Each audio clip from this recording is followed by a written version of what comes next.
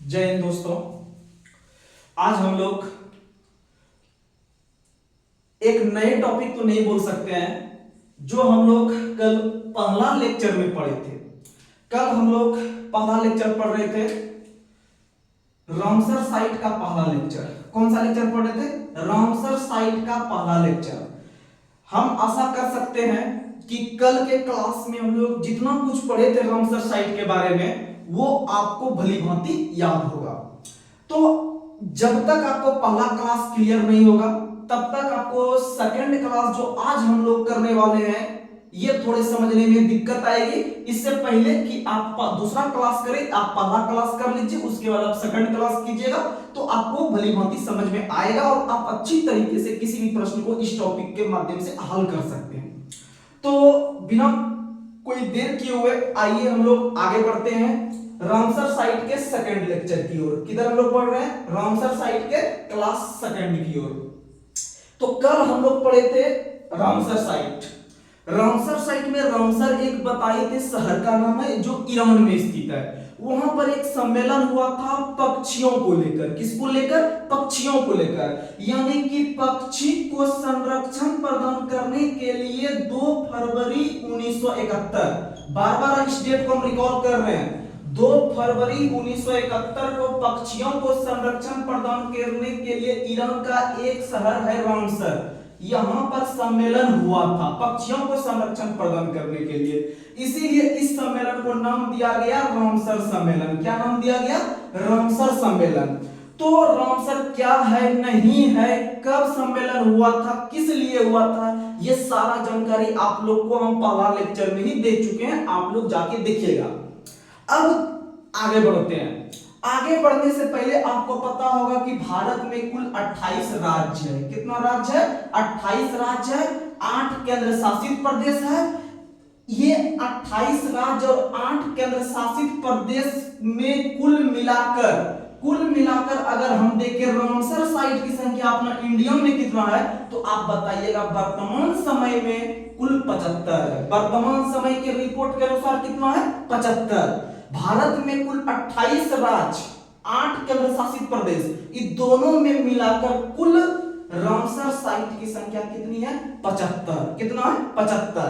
ये 75 जो है हमारे इंडिया के क्षेत्रफल के अंदर है और ये इंडिया के क्षेत्रफल में जो स्थित है यह संख्या सबसे अधिक है तमिलनाडु में। सबसे अधिक कहां है? तमिलनाडु में। सबसे अधिक कहां है? तमिलनाडु में। अगर आपसे पूछे कि भारत में स्थित सबसे अधिक रामसर साइट की संख्या किस राज्य में है तो आपका जवाब आना चाहिए तमिलनाडु। क्या आना चाहिए? तमिलनाडु। क्या आना चाहिए? तमिलनाडु।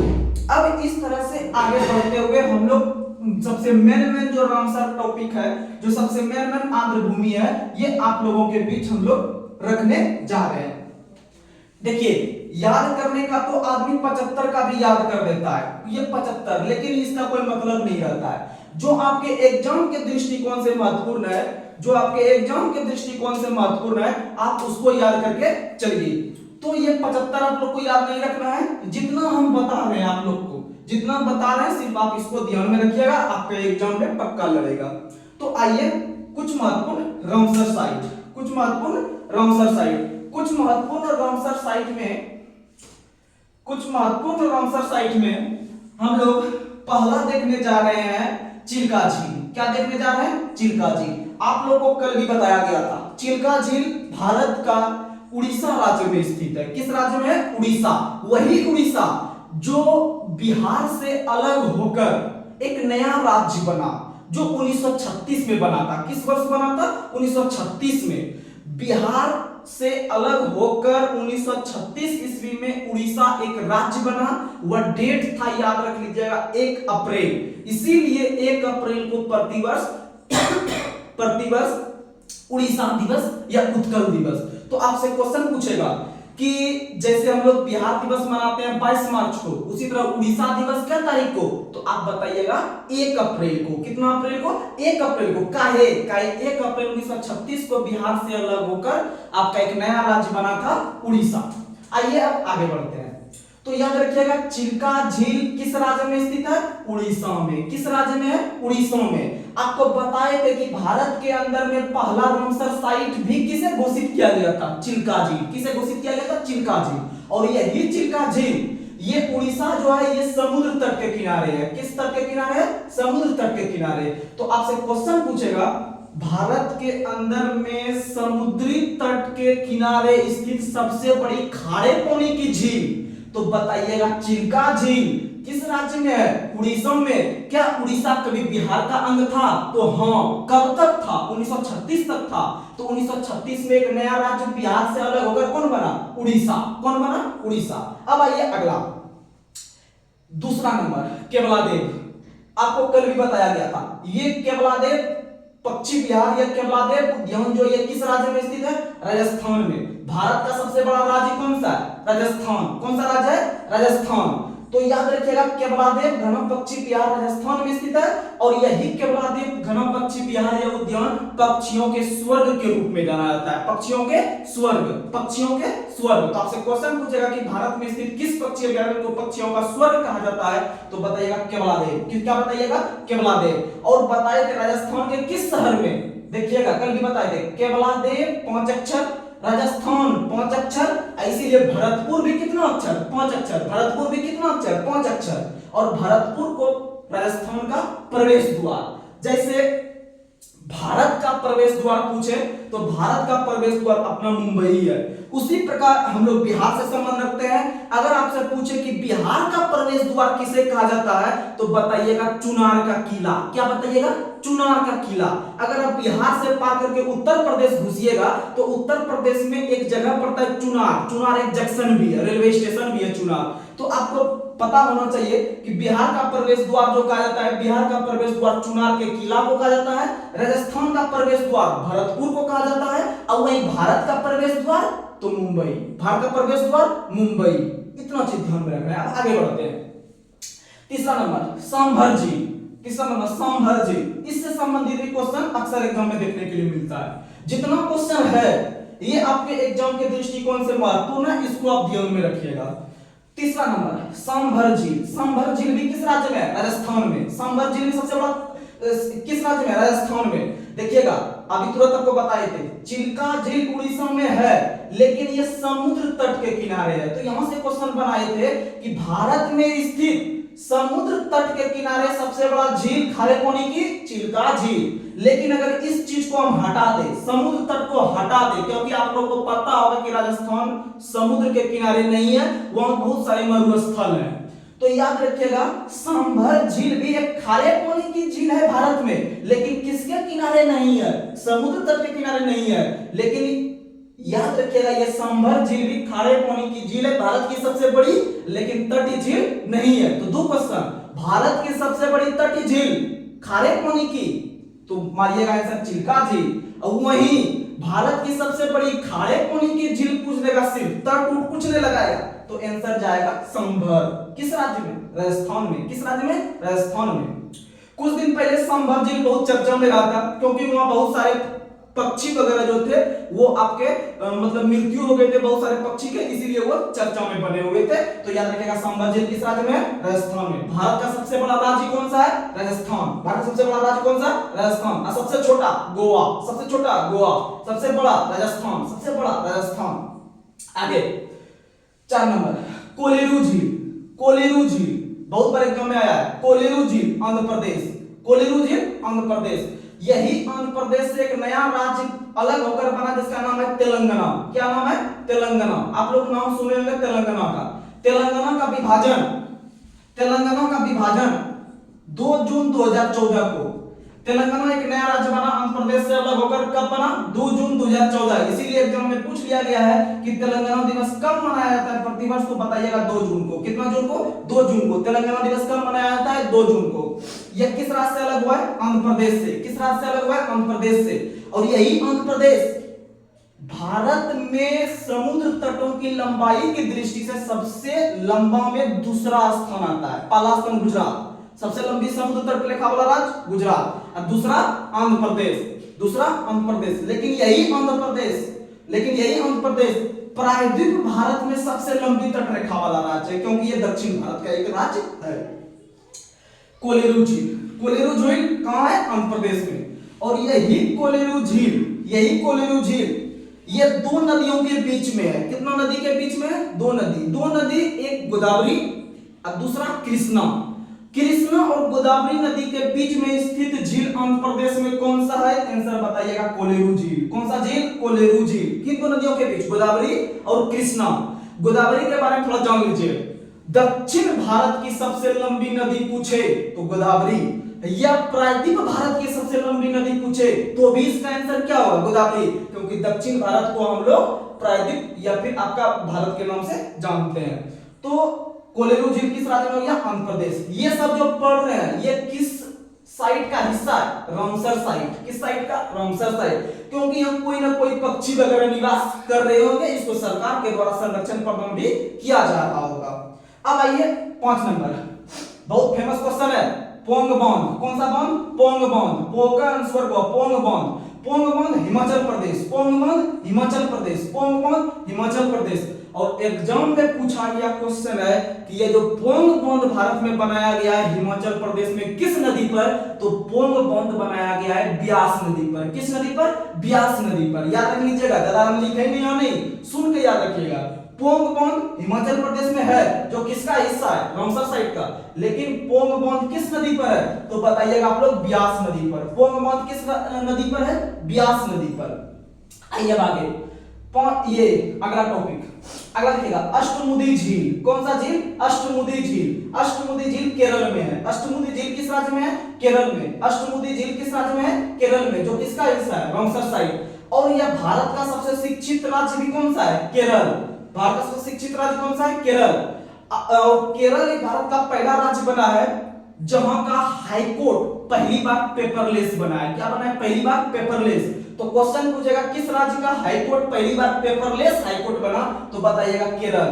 और किस राज्य ने अपने यहाँ के व्यक्ति को फ्री इंटरनेट सेवा दिया है? तो बताइएगा केरल। क्या बताइएगा? केरल। और भारत में इंटरनेट चलाना आदमी का या हमारे यहाँ का मौलिक अधिकार है। क्या है? मौलिक अधिकार, अनुच्छेद 19 के फर्स्ट के ए के तहत। आइए अब आगे, अगर देखिएगा वेम्बनाड झील। ये तीनों जो लिखे हैं ये तीनों इंपॉर्टेंट है, तीनों केरल का ही है। ये तीनों ध्यान में से रखना है, बार बार रिवाइज करना है। पहला अष्टमुदी झील केरल में, दूसरा वेम्बनाड झील केरल में। वेम्बनाड झील कहां है? केरल में। और तीसरा सष्टमकोट्टा झील केरल। लेकिन सबसे अधिक क्वेश्चन ये पूछेगा आपको तीनों में, अष्टमुदी झील। इसको कम से कम आपको ध्यान में रख के चलना पड़ेगा।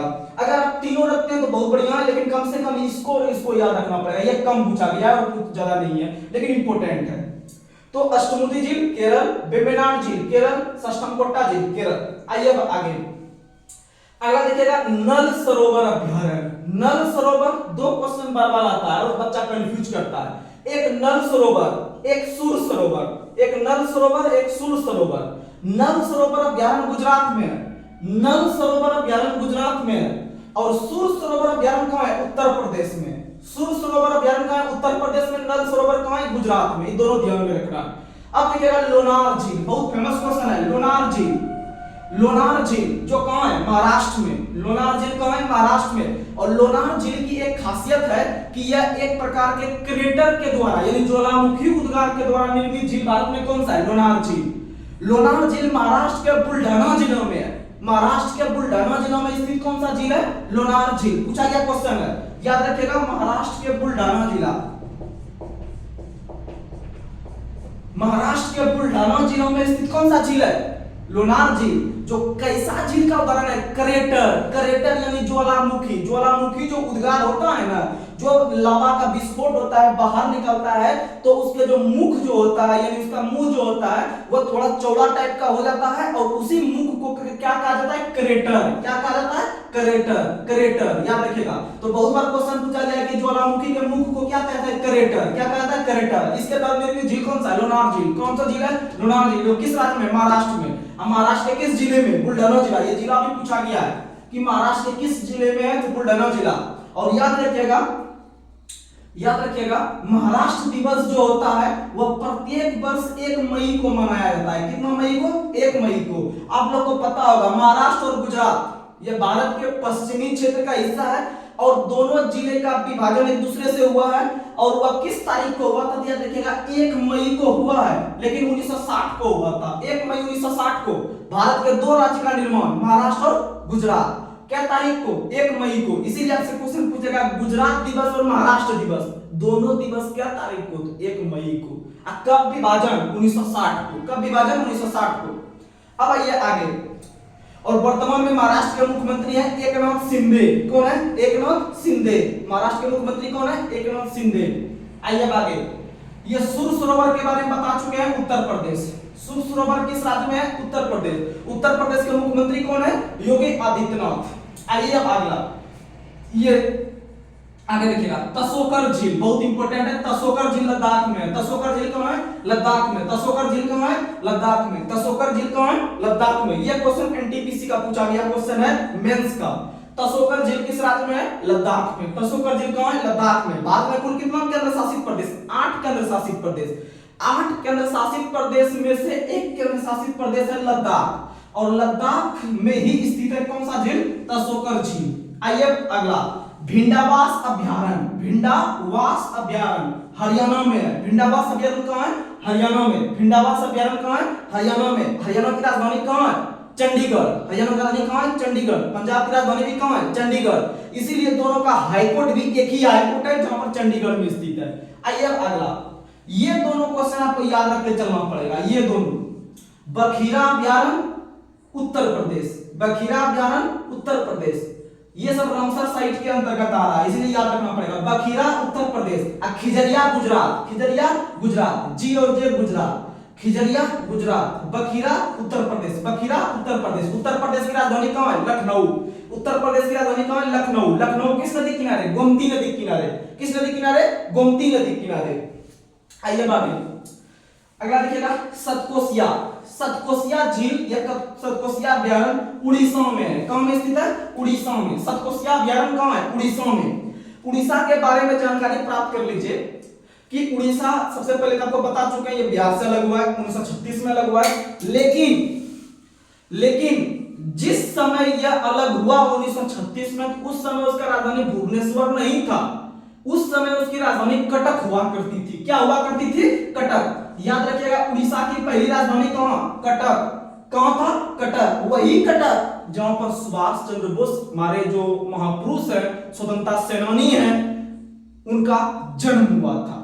तो याद रखिएगा, उड़ीसा की पहली राजधानी कटक। कटक किस राज्य में? उड़ीसा में। अब कटक से संबंधित महापुरुष कौन है? सुभाष चंद्र बोस। और यह कटक देख लीजिए, थोड़ा समझिएगा, कटक 1936 से लेकर 1948 तक उड़ीसा की राजधानी रही है। 1936 से लेकर 1948 तक उड़ीसा की राजधानी कटक, और 1948 से अब तक भुवनेश्वर। तो आपसे पूछेगा उड़ीसा की पहली राजधानी कटक। कटक कब से कब तक? तो 1936 से लेकर 1948 तक। और 1948 से अब तक कौन? वही जो आप जानते हैं, भुवनेश्वर। आइए आगे बढ़ते हैं। तो सतकोसिया उड़ीसा।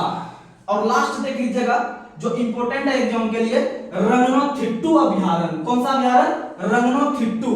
रंगनाथिट्टू कर्नाटक। रंगनाथिट्टू में देखिए तो 2 टो आ रहा है, और राज्य भी टो लेके आएगा, कर्नाटक। रंगनाथिट्टू कहां है? कर्नाटक। रंगनाथिट्टू कहां है? कर्नाटक। कर्नाटक की राजधानी कहां है? बेंगलोर।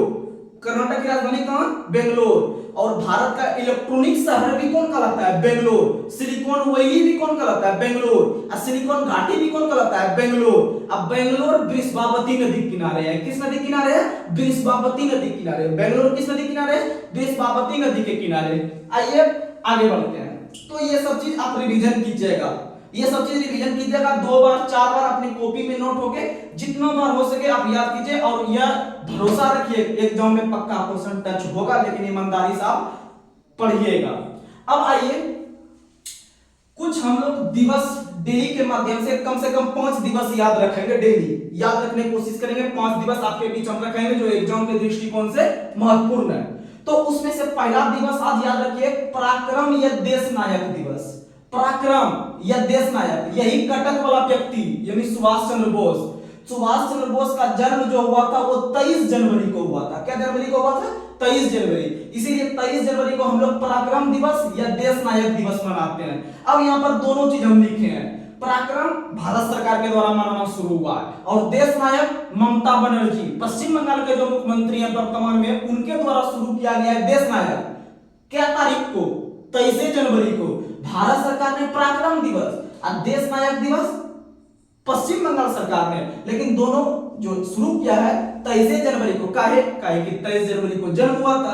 23 जनवरी 1897 को उनका जन्म कटक में होता है और कटक में क्रिकेट स्टेडियम भी है। क्रिकेट के क्षेत्र में जो रुचि रखते होंगे उनको पता होगा कि भारत के अंदर एक शहर है कटक में एक स्टेडियम है, बाराबती स्टेडियम। कौन सा स्टेडियम? बाराबती स्टेडियम, वो कटक में स्थित है। दूसरा दिवस देखिएगा समर्पण दिवस। कौन सा दिवस? समर्पण दिवस। समर्पण दिवस प्रत्येक वर्ष 11 फरवरी को। समर्पण दिवस कितने तारीख को? 11 फरवरी को। और भारत सरकार ने समर्पण दिवस हाल ही में मनाना शुरू किया है, क्योंकि आप लोग नाम सुने होंगे जो पहले मुगल सराय रेलवे स्टेशन था। मुगल सराय रेलवे स्टेशन का नाम बदलकर भारत सरकार के द्वारा पंडित दीनदयाल उपाध्याय रेलवे स्टेशन रखा गया, जो भारत के एक महापुरुष थे। तो याद रखिएगा समर्पण दिवस प्रत्येक वर्ष 11 फरवरी को हम लोग मनाएंगे, जो किस व्यक्ति के जन्म दिवस के रूप में? तो याद रखिएगा मुगल सराय जो नाम पड़ा है ना, जो कि आपका बाद में नाम चेंज करके आ गया पंडित दीनदयाल उपाध्याय। तो याद रखिएगा पंडित दीनदयाल उपाध्याय के जन्म दिवस को हम लोग किस दिवस के रूप में मनाएंगे? समर्पण दिवस। क्या तारीख को मनाएंगे? 11 फरवरी। 11 फरवरी। और वही मुगल सराय भारत के अंदर में सबसे लंबा रेलवे यार्ड वही है मुगल सराय।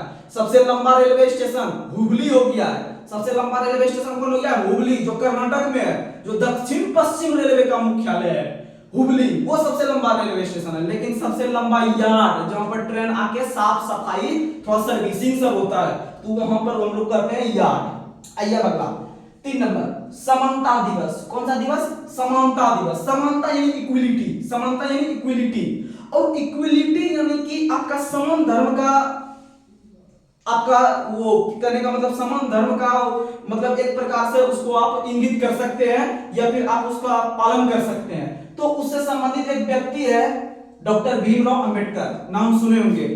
इसके लिए कोई बताने की बात नहीं है कि भारत के जो आपके संविधान के निर्माण करता है, जो सबसे माइंड वाले व्यक्ति थे डॉक्टर भीमराव अंबेडकर। भारत के क्षेत्र में आधुनिक युग का मनु कहा जाता है डॉक्टर भीमराव अंबेडकर को। डॉक्टर भीमराव अंबेडकर का जन्म दिवस हम लोग 14 अप्रैल को मनाते हैं। कितना अप्रैल को? 14 अप्रैल को। और 14 अप्रैल को उनके दिवस को यादगार बनाने के लिए हम लोग कौन सा दिवस शुरू किया? समानता दिवस। कौन सा दिवस? समानता दिवस। अछूत कौन और कैसे? अछूत कौन और कैसे, यह पुस्तक का लेखक भी कौन है? डॉक्टर भीमराव अंबेडकर। डॉक्टर भीमराव अंबेडकर बहुत बड़े कानून के ज्ञाता थे, बहुत बड़े कानून के ज्ञाता थे। इसीलिए भारत के प्रथम मंत्रिमंडल का जब गठन हुआ था 1947 में, तो उसमें से भारत के पहले कानून मंत्री का पदभार भी किसे दिया गया था? तो डॉक्टर भीमराव अंबेडकर। क्यों? क्योंकि वो कानून के सबसे बड़े ज्ञाता थे। इसीलिए याद रखिएगा कानून दिवस हम लोग मनाते हैं 26 नवंबर को। कानून दिवस क्या तारीख को मनाते हैं? 26 नवंबर को। लेकिन समानता दिवस भीमराव अंबेडकर की जयंती को 14 अप्रैल। आगे भाला फेंक दिवस। कौन सा दिवस? भाला फेंक दिवस। भाला फेंक यानी जेवलिन थ्रो। भाला फेंक यानी जेवलिन थ्रो। वही नीरज चोपड़ा। नीरज चोपड़ा जो गोल्डन बॉय के नाम से जाना जाता है, golden boy of India Neeraj Chopra, जो कि भाला फेंक यानी जेवलिन थ्रो से संबंधित है। और ये भारत ही नहीं पूरे विश्व के बड़े बड़े खिलाड़ियों को पानी पिला दिया। क्या पिला दिया? पानी। यानी नीरज चोपड़ा विश्व के बड़े बड़े खिलाड़ियों को पानी पिला दिया। इसीलिए इसका घर पूछेगा कहां है? पानीपत। कहां है? पानीपत। पानीपत कहां? हरियाणा। पानीपत कहां है? हरियाणा। और इस बार जो ओलंपिक खेल हुआ था टोक्यो में, 32वां ओलंपिक हुआ था टोक्यो में, उसमें से भारत के लिए गोल्ड मेडल भाला फेंक में लेकर कौन आया था? तो बताइएगा नीरज चोपड़ा लेके आया था। क्या आया था? Neeraj Chopra, golden boy of India. वह तारीख कितना था? 7 अगस्त। कितना तारीख था? 7 अगस्त। इसीलिए भारत सरकार ने घोषणा किया है भाला फेंक दिवस कितने तारीख को मनाएंगे? 7 अगस्त। कितना अगस्त? 7 अगस्त। और नीरज चोपड़ा का घर कहां है? पानीपत, क्योंकि वो बहुत सारे खिलाड़ियों को क्या पिला दिया? पानी पिला दिया। आइए दिवस में लास्ट राष्ट्रीय अंतरिक्ष दिवस। आप लोग अगर न्यूज़पेपर पढ़ते होंगे, थोड़ा बहुत अगर पढ़ाई में अपने दिलचस्प रखते होंगे, तो अंतरिक्ष दिवस, क्योंकि आप लोग को पता होगा कि हाल ही में इसरो के द्वारा चंद्रयान-3 को लॉन्च किया गया श्रीहरिकोटा से, जो आंध्र प्रदेश में स्थित है। और राष्ट्रीय अंतरिक्ष दिवस हम लोग उसी के उपलक्ष्य में मनाए क्योंकि 14 जुलाई, जो डेट बोल रहे हैं ध्यान से रखिएगा, 14 जुलाई 2023, जो पिछला साल बीता, 23 अगस्त को पहुंचा। और 14 जुलाई यहां लिख देते हैं हम थोड़ा सा इधर, 14 जुलाई से याद रखिएगा 23 अगस्त, इतना तक याद रखिएगा। 14 जुलाई को छोड़ा गया और 23 अगस्त को पहुंचा। 23 अगस्त को चंद्रयान-3 क्या हो गया, पहुंच गया। तो क्वेश्चन में दोनों इंपॉर्टेंट है। क्वेश्चन पूछेगा इसरो के द्वारा चंद्रयान-3 को डेट सहित कब भेजा गया, बताइएगा। 14 जुलाई को भेजा गया और वह पहुंचा अंतरिक्ष में कब, 23 अगस्त को। जब पहुंच गया भली भांति, तो भारत सरकार के द्वारा घोषणा हुआ कि अब अंतरिक्ष दिवस मनाएंगे हम लोग। तो बताइएगा पहुंचा था क्या तारीख को, 23 अगस्त। इसीलिए भारत सरकार ने घोषणा भी क्या तारीख को कर दिया, 23 अगस्त। इसीलिए याद रखिएगा अंतरिक्ष दिवस 23 अगस्त। इतना तक आप लोग याद रखिएगा, रिवीजन कीजिएगा। एक क्वेश्चन और लिख दे रहे हैं कि यह जो चंद्रयान-3 गया था, यह चंद्रयान-3 जो प्रक्षेपण यान था, जिसका नाम, जिसे प्रक्षेपित किया गया था, जिसे भेजा गया था, याद रखिएगा LVM-3M4। यानी कम से कम ये डिजिट आप याद रखिएगा, 3 और 4, पहले 3 आता है फिर 4 आता है, इसी से प्रक्षेपित किया था। LVM-3M4 ये किससे गया था, चंद्रयान-3 को लेके गया था। क्या तारीख को गया था, 14 जुलाई को। पहुंचा कब, 23 अगस्त को। इसीलिए भारत सरकार के द्वारा घोषणा हुआ 23 अगस्त को हम लोग क्या मनाएंगे, अंतरिक्ष दिवस। तो जितना चीज आप लोग को हम पढ़ाए हैं, जितना बताए हैं, कम से जितना दिवस बता रहे हैं, ये कम से कम आप याद रख के चलिएगा। आपका एग्जाम 100% निकलेगा, इसमें कहीं कोई किंतु परंतु नहीं रहेगा। हम रेगुलर इसी तरह का छोटा छोटा टॉपिक लेके वीडियो आएंगे जो एग्जाम के दृष्टिकोण से बहुत महत्वपूर्ण है। आप एक कॉपी नोट्स बनाते चलिएगा। आप देखिएगा जब एग्जाम देके आइएगा, आप बताइएगा एग्जाम में लड़ा कि नहीं लड़ा, उसके बाद आपको पता चलेगा। लेकिन हाँ, आप अधिक से अधिक अपने पढ़ाई के प्रति एक्टिव रहिए, एग्जाम पक्का निकलेगा। मेरा आशीर्वाद आपके साथ है। Thank you.